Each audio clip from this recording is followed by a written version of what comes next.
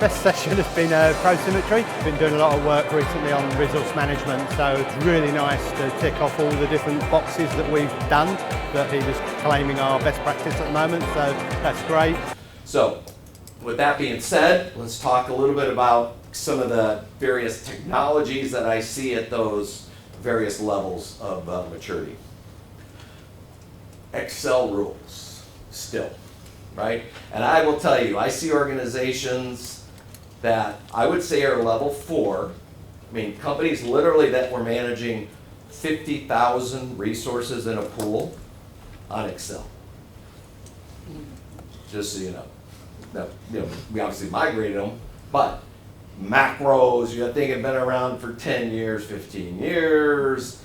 It was customized, but it just starts breaking after a point. It really does. But then I see others that are small. So again, Excel is the top tool still out there. Again, we all know, I'm not going to go into what the challenges are. It just doesn't scale. It's great. You got a sheet.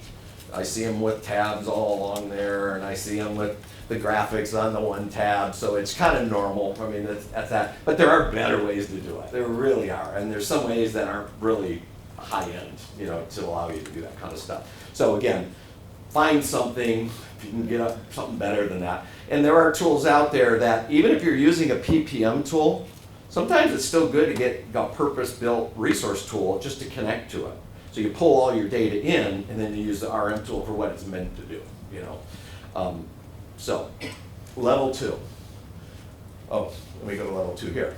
So, this is where you start getting too much work in the system. A lot of times you're doing demand management. You may have a PPM tool, but it still is tough to do the RM.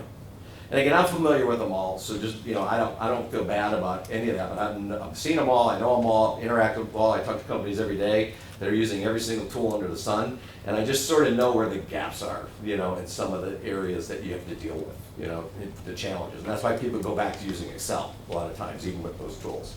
So the main thing you're going to try and figure out here is how can we effectively align the people to the work, right? And make sure we're not overloading it, right? So that there's just so much stuff going on. I mean, I see this. I was talking to a company the other day, and I could just tell it's just out of control. Like they were like, I can't even look at a tool. Like they were throwing their hands up in the air like it just is what it is. I mean, this is just the way we are, And so there are some companies that just are like that, but I always feel bad because I know there's a better way. There is some really good things you can do. You all know that. There's some good best practices and stuff.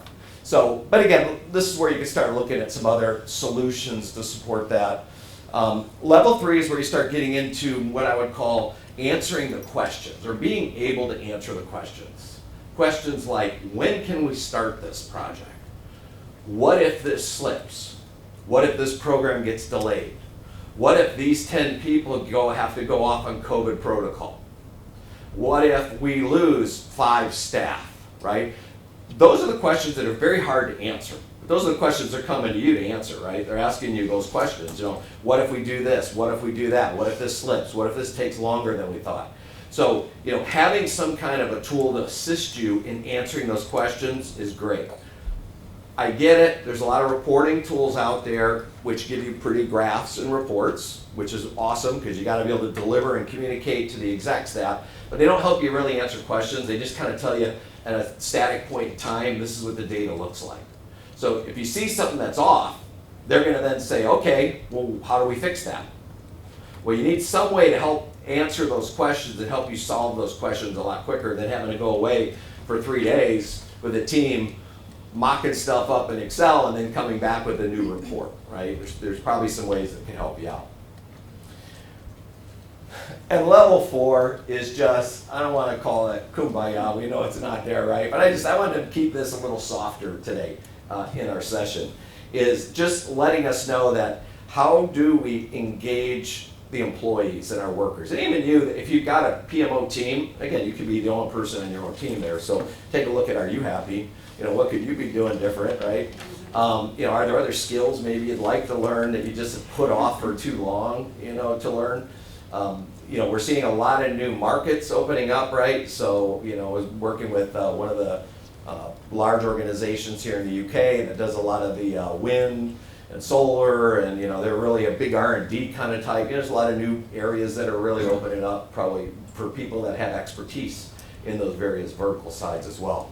So I think, again, let's look at how do we engage and gather that skills. So what I would say is, when I say hire the right software, I don't care what it is, but make sure whatever you do, it fits your culture. You don't want to have to try and change the whole way you do business to fit some kind of software. If the software doesn't feel good, then just don't get it or switch it to something else. And then let the employees really use it, because I think one of the problems I do see too is people will get these tools, and it's shocking how they get swapped out every 2 years, every 3 years. New person comes in, new person comes in, new person comes in, and we go, oh, here's the next best whiz-bang thing. This one doesn't do that. And again, a lot of it just has to do with the nature of our work, right? We're just, we kind of have this short window that we're doing it. But if you find some software that you can then start integrating it. I do find if you integrate it with other systems you've got, it tends to get a little stickier and it'll help you out.